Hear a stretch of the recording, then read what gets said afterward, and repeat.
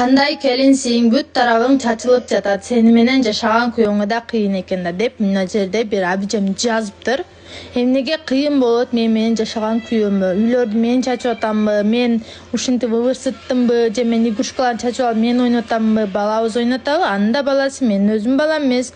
А эмнеге кыйын болот ага? Керек болсо келип жыйнашат, идиштер жуулбаган болсо жуушат. Үйлөрдү жыйнашат, аманты санты кылып берет арада. Неге силердин күйүңөр андай эмеспи? Түм эле баягынтип чистаплотная болуп ошо баланын видеосунда мен баары иттей эле талап салышты. Үйүң чачык экен деп. Аны жөн эле отурган жерден эле баягынтип тартып алганмын. Және балама сүйлөбөй тур, балам мен үйлөр жыйнаштырып алайын, анан айтасың деп видеону токтотуп турбайм го, туурабы?